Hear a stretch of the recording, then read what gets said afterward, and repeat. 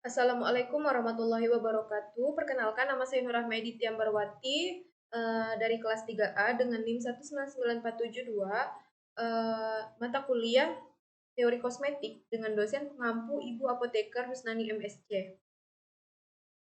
Yang pertama ada konsep dasar uji keamanan kosmetik. Di sini telah diketahui kosmetik adalah produk yang digunakan secara eksternal untuk menjaga kulit tetap bersih dan sehat. Konsep dasar uji keamanan kosmetik yaitu kosmetik bukan single compound. Pencampurannya banyak, penggunaan kosmetik sehari-hari tidak seperti obat yang digunakan pada waktu tertentu atau ketika sakit. Tes keamanan kosmetik perlu dilakukan karena kosmetik digunakan pada kulit yang sehat dan dalam jangka waktu yang lama. Untuk jenis-jenis tes keamanan kosmetik, ada 9 jenis tes keamanan yang perlu dilakukan untuk pengujian bahan kosmetik yang mengandung bahan baku baru. Yang pertama ada uji toksisitas akut untuk bahan sendiri wajib, produknya kasus per kasus. Untuk uji iritasi primer, bahannya wajib, produknya tidak dibutuhkan. Uji iritasi kumulatif, bahannya wajib, produknya tidak dibutuhkan. Untuk uji sensitivitas, bahannya wajib, produknya tidak dibutuhkan.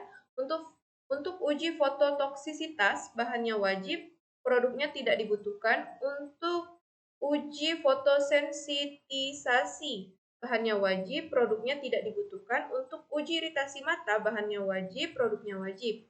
Untuk uji mutagenitas, bahannya wajib, produknya tidak dibutuhkan. Untuk human patch test, bahannya wajib, produknya wajib.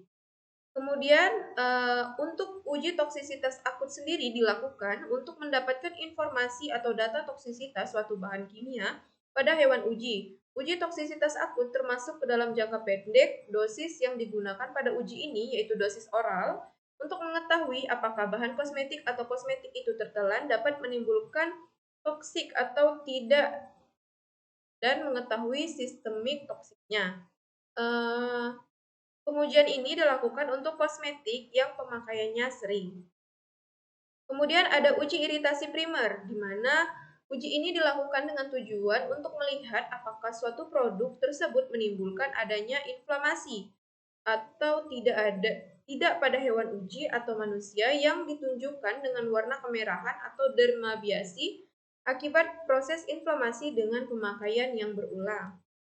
Faktor-faktor yang mempengaruhi respon iritasi pada kulit. Yang pertama ada bahan baku, yaitu yang digunakan untuk pengujian akan mempengaruhi respon kulit, yaitu fisikokimia, kemudian pelarut, konsentrasi. Untuk kemurnian sendiri,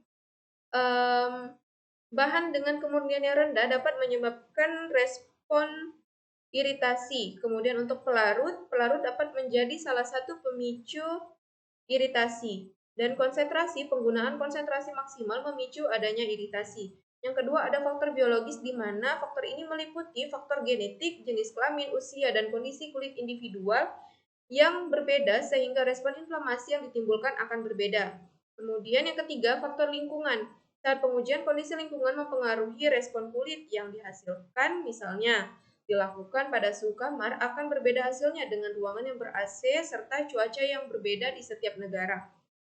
Yang keempat, ada cara penggunaan. Pengaplikasian material yang akan diuji harus pada lokasi yang sama dan individu yang sama pula. Untuk metode yang dilakukan pada uji iritasi kulit, yang pertama ada dry the test, print complete adjuvant test, Guinea pig maximization test, Bahler test, open epicutaneous test. Kemudian untuk uji iritasi kumulatif, tes ini pada prinsipnya sama dengan uji iritasi primer. Yang membedakannya yaitu waktu yang digunakan lebih lama dari tes sebelumnya untuk melihat seberapa banyak bahan kimia yang terakumulasi sehingga menyebabkan iritasi berupa inflamasi atau kemerahan pada kulit.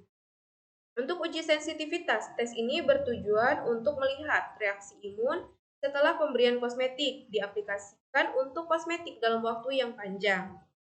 Kemudian ada uji fototoksisitas. Tes ini dilakukan untuk melihat sistem imun di mana bila terjadi alergi maka itu menandakan kulit sensitif serta untuk melihat toksisitas suatu produk. Bila terkena cahaya matahari, maka dapat menyebabkan hiperpigmentasi.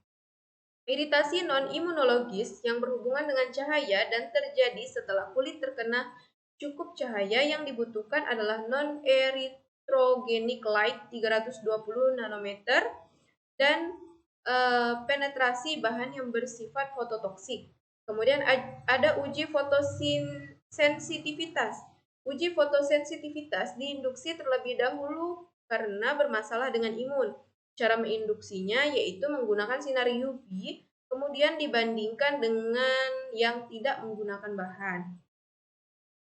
Respon fotosensitivitas yang pertama, aktivasi bahan oleh cahaya, perubahan fungsi seluler sistem kekebalan. Yang kedua, perubahan dalam interaksi antara material dan sel-sel sistem kekebalan tubuh.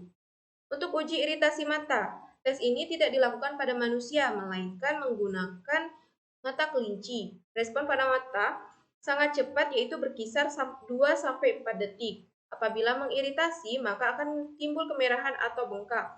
Setelah pengujian langsung, bilas bagian mata yang digunakan menggunakan air yang bersih. Produk-produk mata yang harus dites, yang pertama ada kosmetik mata, maskara, eyeshadow, eyeliner, eye makeup remover, dan lain-lain. Untuk yang kedua, kosmetik wajah ada foundation, blusher, face powder, lipstick, dan lain-lain. Untuk yang kosmetik lain, nail kosmetik, hair care products, body lotion, dan lain-lain. Untuk uji mutagenik atau uji mutagenitas. Uji ini dilakukan untuk mengetahui apakah suatu produk dapat menyebabkan mutasi gen atau tidak. Tes mutasi pada bakteri, contohnya bakteri Salmonella dan Escherichia coli. Kemudian yang kedua ada chromosomal aberration test with mammalian cell in culture.